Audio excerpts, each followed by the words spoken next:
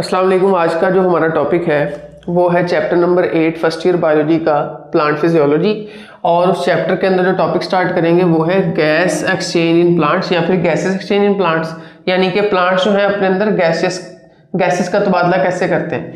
और आप लोगों को पता ही है डे टाइम में प्लांट्स जो है फोटोसिंथेसिस करते हैं और कार्बन डाइऑक्साइड को अंदर लेके जाते हैं और ऑक्सीजन को बाहर निकालते हैं। नाइट टाइम में स्टोमेटा बंद हो जाते हैं, लेकिन कुछ दूसरे रास्ते के ज़रिए से, दूसरे पोर्स के ज़रिए से, वो मैं आगे आपको बताऊंगा किन पोर्स के ज़रिए से वो ऑक्सीजन को इस्तेमाल करते हैं, अंदर लेके जाते हैं और कार्बन डाइऑक्साइड को बाहर निकालते हैं, रेस्पिरेशन करते हैं नाइट टाइम में, रात के वक्त। ये जो गैसेस एक्सचेंज हो रही हैं इनको क्या बोलते हैं? गैसियस एक्सचेंज या गैसों का तबादला बोलते हैं। अब हमारे पास यहाँ पर है कि हम लोगों ने वो चीज़ें, वो स्ट्रक्चर पढ़ने हैं जिन स्ट्रक्चर्स के ज़रिए से प्लांट्स गैसेस को अंदर और बाहर लेकर जाते हैं। तो सबसे पहला जो हमारे पास स्ट्रक्चर है वो है स्टोमेटा, और ज़्यादा हो तो स्टोमेटा बोलेंगे, सिंगुलर है एक अकेला है तो उसको स्टोमा बोलेंगे। अब इसकी डेफिनेशन है टीनी ओपनिंग, छोटे छोटे सुराख हैं present with in plant tissues, plant के टिश्यूज के अंदर पाए जाते हैं फॉर गैस एक्सचेंज, गैसों के तबादले के लिए। अब दूसरे नंबर पर कि ये पाए कहाँ पे जाते हैं, ये तो डेफिनेशन थी ना, लोकेशन इनकी क्या है, ये लीव्स में भी पाए जाते हैं, स्टेम तने में भी पाए जाते हैं। तीसरे नंबर पर इनकी कंपोजिशन किस चीज़ से मिलकर बने हुए हैं, तो स्टोमेटा जो है वो गार्ड सेल्स की वजह से बनते हैं, यानी कि स्टोमेटा दरमियान में एक सुराख है और उसके इर्द गिर्द सराउंडिंग में क्या पाए जाते हैं, कुछ गार्ड सेल्स पाए जाते हैं। गार्ड सेल्स जो है ये आप लोगों को देखने में इस तरह के नजर आएंगे, और जब ये फुली टर्जिड हो जाएंगे, फूल जाएंगे, तो फूलने के बाद इनकी शेप इस तरह की नज़र आएगी और इसको हम लोग बोलेंगे दीज आर टर्जिड। ये फूल चुके हैं, दरमियान में ये जो एक सुराख, ये एक पोर बन चुका है, इस पोर को हम लोग क्या बोलेंगे, स्टोमेटा बोलेंगे या फिर स्टोमा बोलेंगे।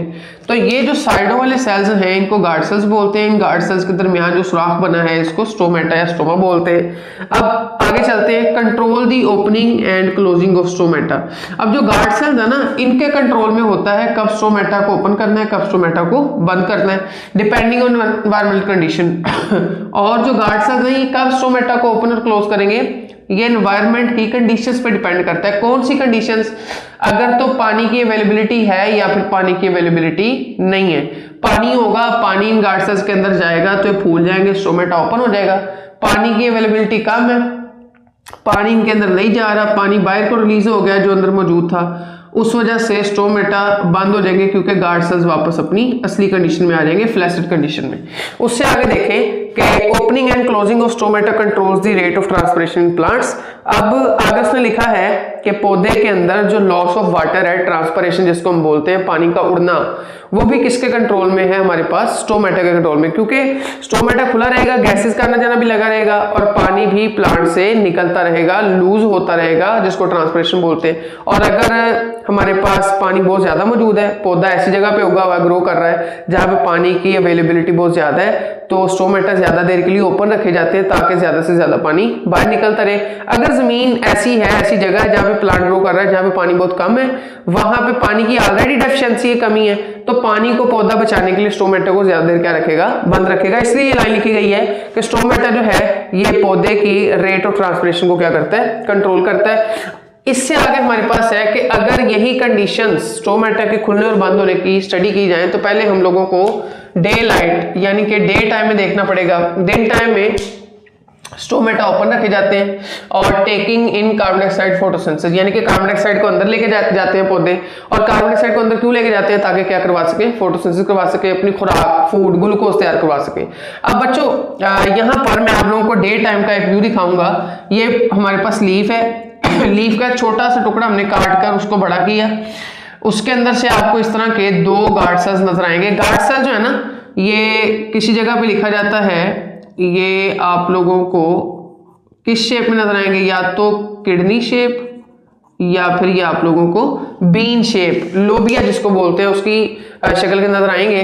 और इनके अंदर क्लोरोप्लास्ट भी पाए जाते हैं। गार्ड सेल्स के अंदर क्लोरोप्लास्ट मौजूद है, इस वजह से कहा जाता है कि प्लांट जो हैं वो गार्ड सेल्स के अंदर क्लोरोप्लास्ट की मदद से क्या करते हैं, फोटोसिंथेसिस करते हैं। अब बच्चों यहाँ पर देखें ये स्टोमेटा ओपन है क्योंकि गार्ड सेल फूले हुए हैं पानी के जाने की वजह से, तो स्टोमेटा ओपन है। स्टोमेटा ओपन होने की वजह से जो बाहर एनवायरनमेंट के अंदर कार्बन डाइऑक्साइड है वो आसानी के साथ स्टोमेटा से गुजरकर प्लांट के इनसाइड आ रही है, अंदर जा रही है। अब उससे आगे आप लोग देखें कि जब नाइट सनलाइट चली जाएगी, अंधेरा हो जाएगा, रात का टाइम आ जाएगा, एब्सेंस ऑफ सनलाइट, सनलाइट खत्म हो गई, फोटोसिंथेसिस सीजेस, यानी कि फोटोसिंथेसिस का मतलब स्टॉप हो जाना, रुक जाना, फोटोसिंथेसिस रुक जाएगी और प्लांट्स डू रेस्पिरेशन। अब कौन सा प्रोसेस स्टार्ट होगा, रेस्पिरेशन का।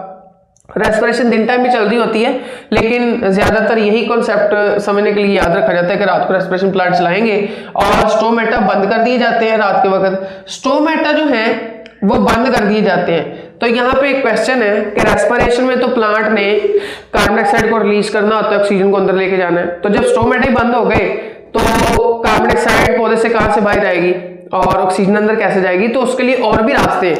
जब रात को स्टोमेटा बंद हो जाते हैं ना, तो प्लांट रेस्पिरेशन के दौरान कार्बन डाइऑक्साइड को बाहर निकालते हैं और ऑक्सीजन को अंदर लेके जाते हैं। उल्टा हो जाता है ना, फोटोसिंथेसिस में दिन टाइम ऑक्सीजन रिलीज हो रही थी, कार्बन डाइऑक्साइड अंदर जा रही थी, रात को रेस्पिरेशन में ऑक्सीजन अंदर जाएगी और कार्बन डाइऑक्साइड बाहर आएगी।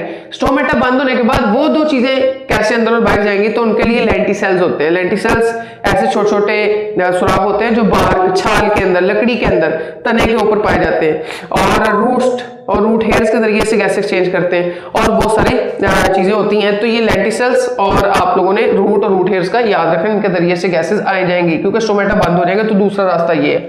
उससे आगे हमारे पास है कि स्टोमेटा किस लिए बंद किए जाते हैं, टू कंजर्व द वाटर, रात के टाइम, ताकि पानी को पौधे जो है अपने अंदर कंजर्व कर सके, महफूज कर सके। अब बच्चों यहाँ पर एक चीज हम लोगों ने पढ़नी है। अभी तक तो हमने पढ़ा कि स्टोमेटा क्या होते हैं, लोकेशन यानी कि कहाँ पाए जाते हैं, बने किससे होते हैं, गार्ड सेल्स है, गार्ड सेल्स की शेप कैसी होती है, गार्ड सेल्स के अंदर जो है क्लोरोप्लास्ट होते हैं, फोटोसिंथेसिस करवाते हैं। डे टाइम स्टोमेटा ओपन होते हैं और नाइट टाइम में स्टोमेटा क्या होते हैं, बंद होते हैं। गार्ड सेल्स इस शेप में आ जाते हैं, स्टोमेटा दरमियान से गायब हो गए, सुराख बंद हो गया। अब हमने यही पढ़ना है कि दिन टाइम में स्टोमेटा खुलते कैसे हैं, ये सुराख बनता कैसे है, और नाइट में, रात में स्टोमेटा खत्म कैसे होता है, बंद कैसे होता है सुराख। तो उसके लिए हमारे पास यहाँ पर opening and closing of stomata का एक अलग डिफरेंट टॉपिक है और उसके अंदर हमने यहाँ पे लिखा है कि स्टोमेटा बनते किसकी वजह से, गार्ड सेल्स की वजह से। और गार्ड सेल्स की वजह से जो स्टोमेटा बनते हैं उसको एक्सप्लेन करने के लिए दो तरह के हमारे पास हाइपोथेसिस है। Opening and closing of stomata को एक्सप्लेन करने के लिए दो तरह के हमारे पास हाइपोथेसिस है। पहले वाले का नाम है स्टार्च शुगर हाइपोथेसिस और दूसरे वाले का नाम है इनफ्लक्स ऑफ पोटेशियम आयंस। आज के लिए सिर्फ हम लोग स्टार्च शुगर हाइपोथेसिस पढ़ेंगे, इनफ्लक्स ऑफ पोटेशियम आयंस एक अलग टॉपिक है, वो नेक्स्ट लेक्चर के अंदर देखेंगे। स्टार्च शुगर हाइपोथेसिस बच्चों डिस्कवरी सबसे पहले 1856 में एक जर्मन बॉटनिस्ट था जिसका नाम एच वैन मोहल है, उसने इसको फर्स्ट टाइम डिस्कवर किया था, इस हाइपोथेसिस को इंट्रोड्यूस करवाया था, प्रपोज करवाया था। इस हाइपोथेसिस की जो स्टेटमेंट है कुछ चीजों की डेफिनेशन होती है, लेकिन जो हाइपोथेसिस प्रिंसिपल्स या लॉज या थ्योरीज होती हैं तो उनकी स्टेटमेंट होती हैं। यहाँ पे इसकी स्टेटमेंट है guard cells are solely responsible. Solely का मतलब होता है मुकम्मल तौर पे, कंप्लीटली। तो guard cells sole responsible of photosynthesis, photosynthesis करवाने के जिम्मेदार कौन है, गार्ड सेल्स। और अगर आपसे कोई पूछ ले कि गार्ड सेल्स कैसे फोटोसिंथेसिस करवाते हैं तो आपने बताना है गार्ड सेल्स के अंदर क्या पड़े होते हैं, क्लोरोप्लास्ट ऑर्गेनेली, और क्लोरोप्लास्ट ऑर्गेनेली के अंदर क्लोरोफिल पाया जाता है जिसकी वजह से क्या होती है, फोटोसिंथेसिस गार्ड सेल्स के अंदर होती है। और उसके बाद है प्रोड्यूसिंग शुगर्स ड्यूरिंग डे। जब फोटोसिंथेसिस चल रही होती है गार्ड सेल्स में तो गार्ड सेल्स के अंदर क्या चीज पैदा हो रही होती है, sugars. Sugars are the food of the plant. Photosynthesis के नतीजे में जो पौधे अपनी खुराक तैयार करते हैं वो शुगर की फॉर्म में होती है डे टाइम में। अब बच्चों यहाँ पर हम लोग स्टेटमेंट पढ़ चुके हैं कि गार्ड सेल्स फोटोसिंथेसिस के रिस्पॉन्सिबल है और फोटोसिंथेसिस के नतीजे में गार्ड सेल्स के अंदर बहुत सारी क्या बनती हैं, शुगर्स बनती हैं। तो ये तो छोटी सी स्टेटमेंट थी और डिस्कवरी थी। अब हम लोगों ने दो सिचुएशंस पढ़नी है, उन दोनों सिचुएशंस को एक्सप्लेन करने के लिए मैं आपको ये वाला हिस्सा जो है इसको जूम करके दिखाता हूँ, फिर आप लोगों को समझ आ जाएगी। यहाँ पे देखें मैंने इस तस्वीर को जरा जूम किया है। अगर डे टाइम, दिन का वक्त चल रहा है, सुबह का टाइम है तो डे टाइम में आप लोगों को पता है सनलाइट भी क्या होगी, अवेलेबल होगी। जैसे ही पत्तों के ऊपर, गार्ड सेल्स के ऊपर सनलाइट पड़ेगी, सनलाइट पड़ने की वजह से कौन सा प्रोसेस स्टार्ट होगा, फोटोसिंथेसिस। फोटोसिंथेसिस के नतीजे में आप लोगों ने ऑलरेडी पढ़ा है ग्लूकोज बनता है, जिसको हम शुगर भी बोलते हैं। तो गार्ड सेल्स के अंदर ये जो मैंने रेड डॉट्स लगाए ना, रेड डॉट्स वो रेड डॉट्स किसको जाहिर कर रहे हैं, शुगर्स को, ग्लूकोज को। तो सनलाइट पड़ने की वजह से दिन टाइम में सनलाइट पड़ने की वजह से गार्ड सेल्स में ज्यादा से ज्यादा क्या बन रही है, शुगर। और शुगर यहाँ पे शुगर का पोटेंशियल जो है वो क्या होता जाएगा, ज्यादा, इसलिए मैंने एरोज ऊपर को लगाए हैं। जितनी सनलाइट पड़ेगी उतनी ज्यादा फोटोसिंथेसिस होगी, जितनी फोटोसिंथेसिस होगी गार्ड सेल्स में उतना ही शुगर का लेवल, शुगर का पोटेंशियल ज्यादा होगा। अब गार्ड सेल्स के अंदर शुगर का पोटेंशियल ज्यादा है, वाटर का पोटेंशियल क्या हो गया, कम, इसलिए मैंने वाटर के पोटेंशियल को जाहिर करने के लिए नीचे को एरोस लगाए हैं। अब पानी अंदर वाली साइड पे गार्ड्स में कम है, बाहर वाली साइड पे क्या है, ज्यादा। तो आप लोगों को मैंने एक चीज बार बार बताई हुई है कि जहां जहां पे सोल्यूट जाता है सॉल्वेंट उसका पीछा करता है, यानी कि जहां जहां पे साल्ट जाएगा पानी उसका पीछा करेगा। या फिर ऐसे समझ लें कि वाटर मॉलिक्यूल्स की एक नेचर होती है अकॉर्डिंग टू द डिफ्यूजन, कि water molecules always move from higher to lower concentration area. पानी के मॉलिक्यूल्स हमेशा ज्यादा से कम की तरफ जाते हैं। तो अंदर वाली साइड पे अगर देखें शुगर सोल्यूट ज्यादा है और पानी का लेवल क्या कम है, बाहर वाली साइड पे पानी का लेवल क्या है, ज्यादा। तो पानी हमेशा ज्यादा से कम की तरफ जाएगा। तो पानी जो है लगातार बाहर से किधर को जाना स्टार्ट कर देगा, अंदर की तरफ जाना स्टार्ट कर देगा अपने पोटेंशियल को बढ़ाने के लिए, क्योंकि पानी अंदर कम है बाहर ज्यादा है।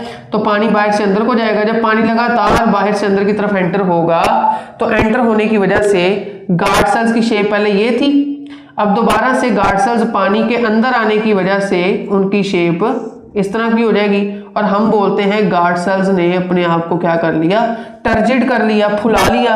और फूलने की वजह से यहाँ पर क्या क्रिएट हो गया, स्टोमेटा, जो कि ओपन फॉर्म में आप लोगों को नजर आएगा। तो अगर आपसे कोई पूछे कि स्टोमेटा खुलता कैसे है तो आप लोगों ने बताना है कि दिन टाइम जो फोटोसिंथेसिस होती है गार्ड सेल्स में शुगर का लेवल बढ़ जाता है, पानी का लेवल कम हो जाता है। तो पानी के लेवल को बढ़ाने के लिए इर्द गिर्द का पानी जो है वो किस में आना शुरू होता है, गार्ड सेल्स में। और वो पानी जैसे गार्ड सेल्स में आता है गार्ड सेल्स को फुला देता है। फूल जाने की वजह से, टर्जिड हो जाने की वजह से दरमियान में एक सुराख, पोर क्रिएट होता है, जिसको क्या बोलते हैं, स्टोमेटा, और स्टोमेटा ओपन हो जाएगा। इससे आगे देखते हैं नाइट टाइम का प्रोसेस। जो नाइट टाइम का प्रोसेस है, जब अंधेरा हो जाएगा, सनलाइट चली जाएगी, फोटोसिंथेसिस खत्म हो जाएगी। अब इस बात को समझने की जरूरत है कि फोटोसिंथेसिस जब रुक जाएगी ना रात के टाइम, तो वहां पे रेस्पिरेशन का प्रोसेस स्टार्ट होगा। रेस्पिरेशन के प्रोसेस में जो सारे दिन में शुगर बनी थी, एक तो वो इस्तेमाल होना शुरू हो जाएगी, या फिर जो बची खुची शुगर होगी रात के टाइम उसको किस में कन्वर्ट करना शुरू कर दिया जाएगा, स्टार्च के अंदर। तो अल्टीमेटली दोनों सूरतों में गार्ड सेल्स के अंदर चाहे शुगर इस्तेमाल हो रही है रेस्पिरेशन में, चाहे शुगर को स्टार्च में कन्वर्ट किया जा रहा है, तो जो फ्री शुगर्स हैं, जो शुगर बन रही थी गार्ड सेल्स में, उसका लेवल क्या हो जाएगा, इस्तेमाल होने की वजह से कम। जब अंदर शुगर का लेवल कम होगा यहां पर, तो शुगर का लेवल कम हो गया, पानी का लेवल तो अभी भी हाई है। तो पानी अब अंदर ज्यादा है, बाहर वाली साइड पे क्या है, कम है। तो पानी जो है वो मूव आउट, रिलीज आउट होना शुरू हो जाएगा, पानी बाहर जाना शुरू कर देगा। पहले पानी अंदर आया था दिन टाइम अपने लेवल को बढ़ाने के लिए, अब रात के टाइम अपने पोटेंशियल को कम करने के लिए पानी जो है गार्ड सेल्स को छोड़कर बाहर जाना शुरू कर देगा। जब गार्ड सेल्स को छोड़कर पानी बाहर जाएगा तो दोबारा से गार्ड सेल्स इस शेप से वापस अपनी ओरिजिनल इस वाली शेप में आ जाएंगे, और मैंने यहाँ पे बनाया है। और ये जो शेप होती है ना, ये वाली शेप, पानी निकल जाने के बाद जो शेप गार्ड सेल्स की बनती है, इसको हम लोग बोलते हैं गार्ड सेल्स बिकम फ्लैसिड, मुरझा गए, ढीले हो गए, नरम पड़ गए। जब गार्ड सेल्स में से पानी निकल जाए, जब भी फ्लैसिड हो जाते हैं, नरम हो जाते हैं, तो स्टोमेटा दरमियान से क्या हो जाते हैं, क्लोज्ड, डिसअपीयर, तो स्टोमेटा बंद हो गए। तो आपसे पूछा जाए स्टोमेटा ओपन कब होंगे, स्टोमेटा बंद कब होंगे, दिन टाइम फोटोसिंथेसिस की वजह से शुगर का लेवल गार्ड सेल्स में बढ़ जाता है, पानी लगातार अंदर आता है, पानी के अंदर आने की वजह से स्टोमेटा क्रिएट होते हैं, खुल जाते हैं, क्योंकि गार्ड सेल टर्जिड हो जाते हैं। रात के टाइम फोटोसिंथेसिस रुक जाती है और जो शुगर बनी थी वो शुगर जो है रात के टाइम रेस्पिरेशन में इस्तेमाल भी होगी और शुगर को स्टार्च में कन्वर्ट भी किया जाएगा। शुगर का लेवल गार्ड सेल्स में कम हो गया, पानी का लेवल ज्यादा है, पानी अपने लेवल को शुगर के लेवल के मुताबिक कम करवाने के लिए गार्ड सेल्स को छोड़कर बाहर जाएगा। जब पानी बाहर जाएगा तो अंदर वाले पानी का लेवल कम होने की वजह से गार्ड सेल्स फिर से नरम हो जाएंगे, ढीले हो जाएंगे, जिसको फ्लैसिड बोलते हैं। जब गार्ड सेल्स फ्लैसिड हो जाएंगे रात को तो स्टोमेटा अंदर से क्लोज हो जाएंगे। इससे आगे हमारे पास जो टॉपिक है इनफ्लक्स ऑफ पोटेशियम आयंस, ये नेक्स्ट लेक्चर में डिस्कस करेंगे। इसमें कोई क्वेश्चन है तो आप लोग कमेंट बॉक्स में पूछ सकते हैं।